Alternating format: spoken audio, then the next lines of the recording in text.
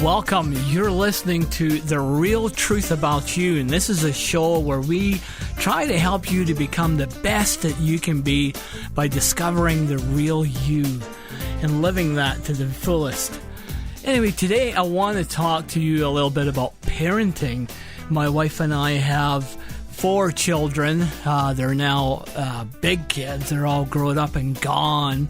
But we have 3 girls and a boy. The boy falls third in line. And I want to relate a story to you that when they were little kids, and I remember we lived in a small town called Estevan, Saskatchewan, Canada. And there's a small city, small town of around 10,000. And every year the rodeo and the fairground used to come to town. And I remember we took our kids. This is one of the highlights of being in a small town when something comes. And so we went to the fairground, and David was about 8 years old. And he was waiting in line at this ride, and it's called the Octopus.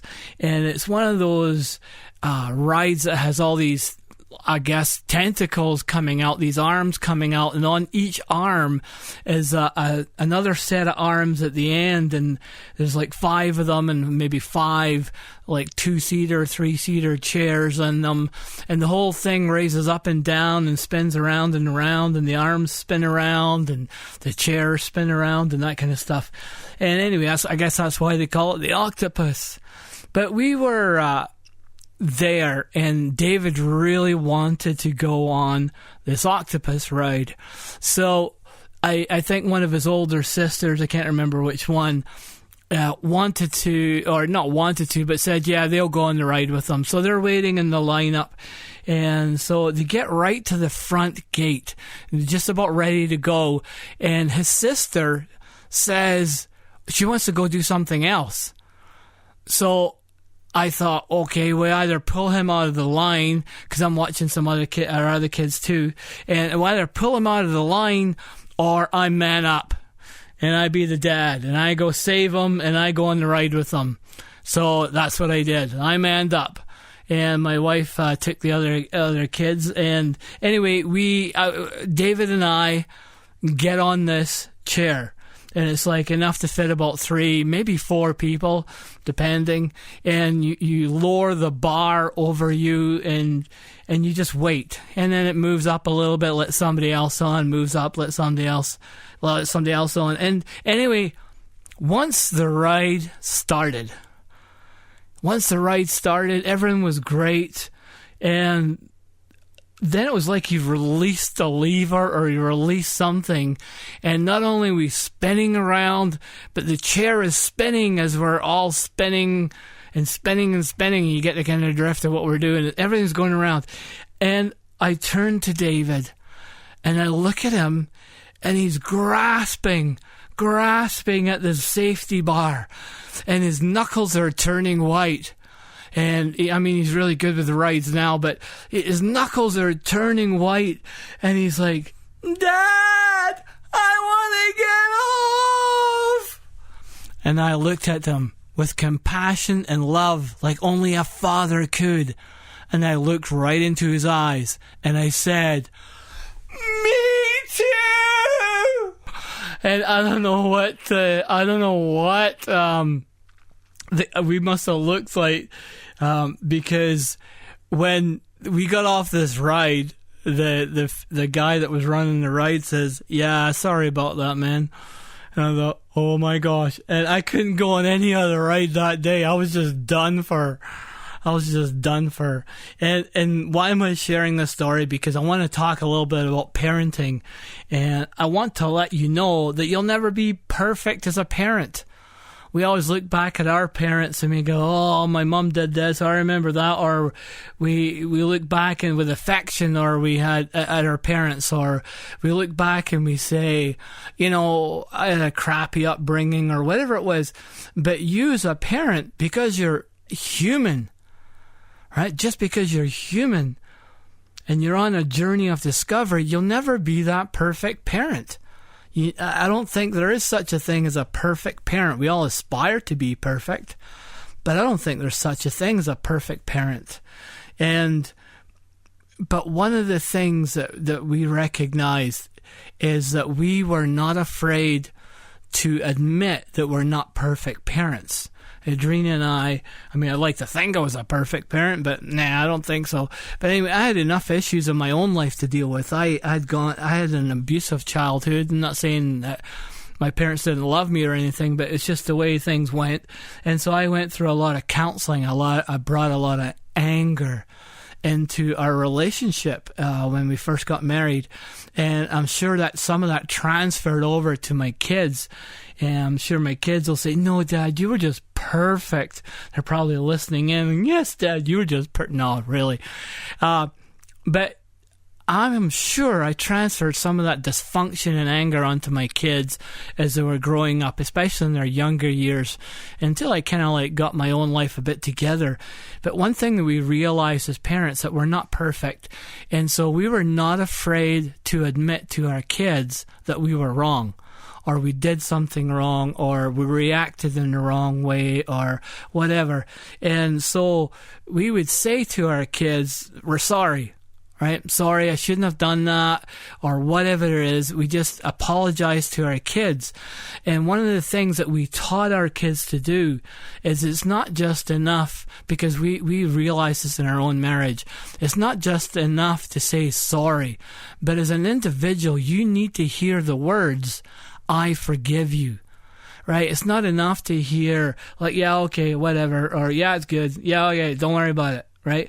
We almost need to hear the words, "I forgive you," because it gives you a sense of moving on, not closure so much, but a sense of moving on, that things have been worked out. And I'm not saying that when somebody says, "I forgive you," you still haven't hurt them. And there's still that hurt to get over. And so you still have to work through that.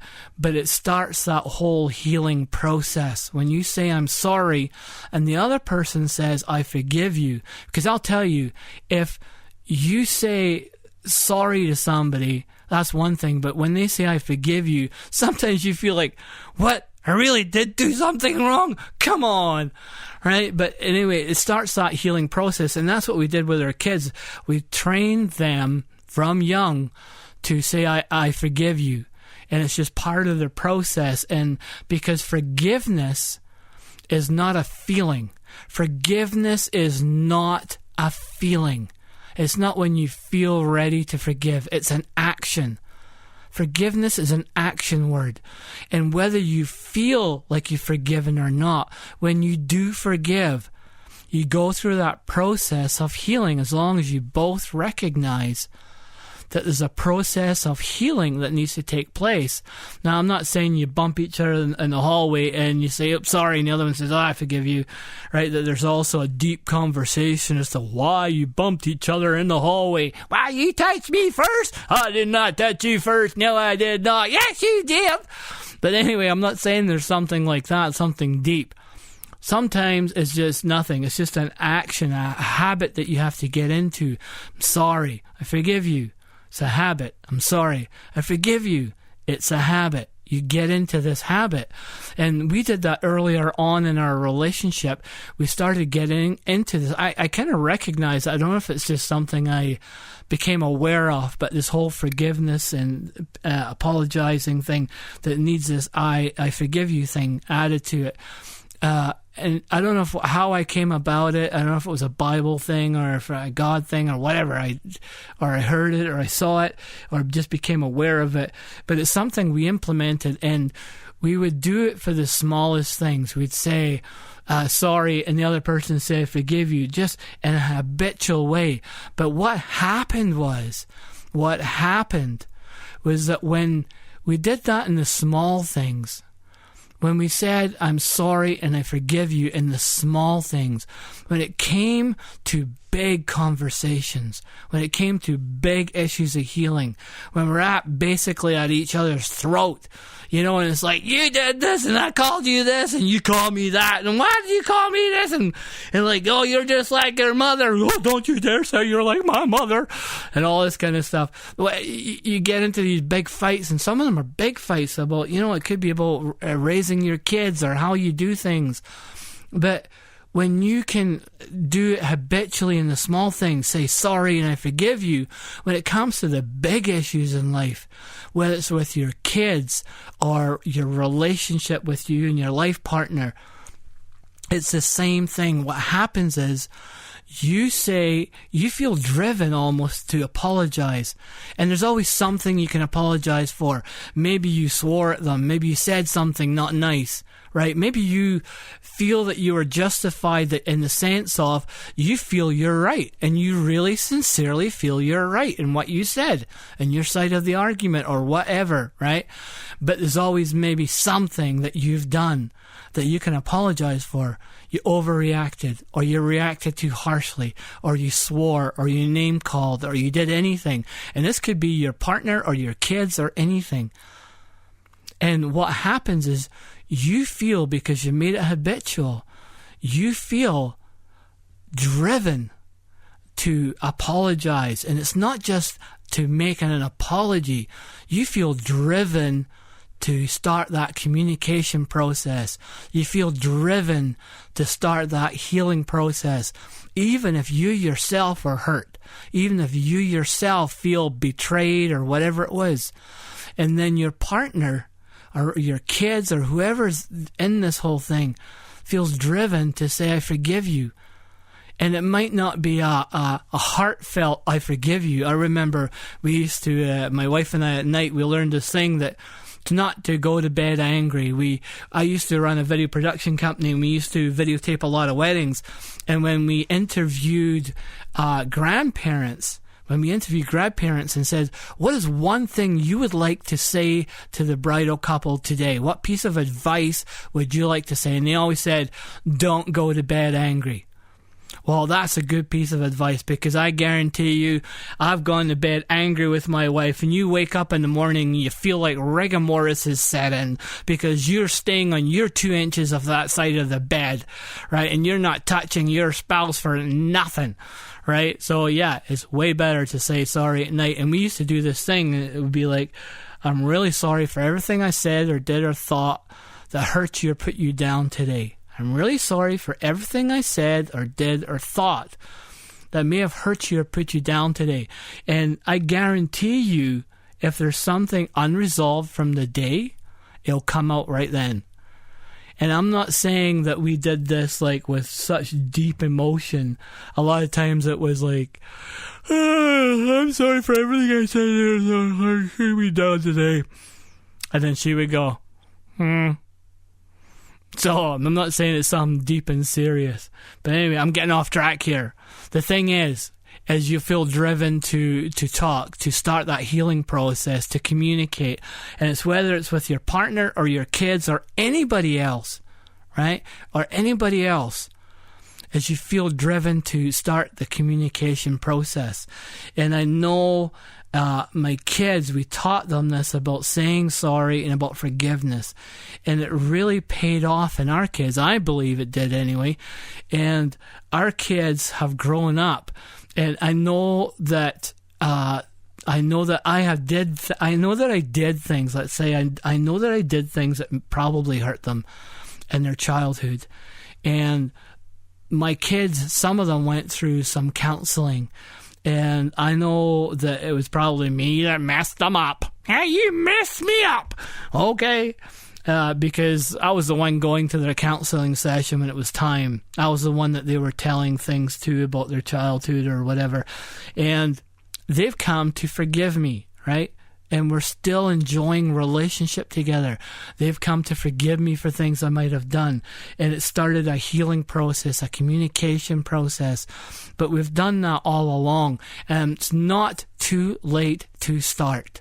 You don't have to get into this I'm sorry, I forgive you habit. But you can do something similar.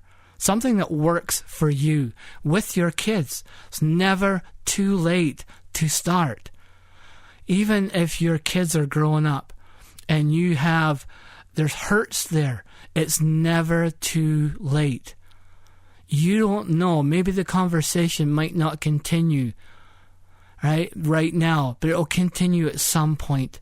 And it's never too late to start. If your kids are little, it's a great time to let them know that you're not perfect. You're not the perfect parent, and you are going to mess up. But there are things that you can do to help them in their journey and a better communication with you, and to heal hurts with you, and heal hurts that they may have done to you too. Because let's face it, anybody that's got teenagers knows what I'm talking about, right? You've got these young adults who are whipping back at you sometimes and hurting you sometimes. But that's parenting, okay, and that's love. But things like that can be communicated and talked about. I love my kids. I love my wife.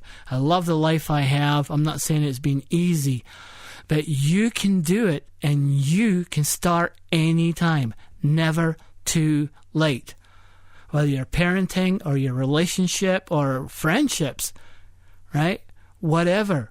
It's never too late. You can start today. So I'm really excited to have been able to talk to you today about this, about parenting a little bit, and about mostly forgiveness. I start these shows off and I always think I'm going to talk about this, and sometimes I make show notes.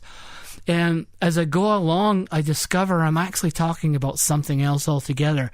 And I was going to go into parenting, and I ended up talking about forgiveness. So that's probably what this was meant to be about today, was about forgiveness and healing, moving forward, and communication. So you've been listening to The Real Truth About You. I'm just so excited that you are here today. My name is Will Sinclair. I tend to forget to say that sometimes. And you can hear more and get more information or downloads at our website at www.therealtruthaboutyou.com. And from there you can follow us at iTunes, Google Play, Twitter, and all those SoundCloud and all those different places. So make sure you go and you download this episode if you're haven't downloaded it yet. Put it on your iPod, MyPod, tripod, whatever you've got, and keep it and listen to it again. Rate us, review us, leave comments, share us on Facebook or anything. Help us to get the message out. All right, so thanks, and I would love to see you on The Real Truth About You on the next episode. So have an awesome day, and remember, you rock.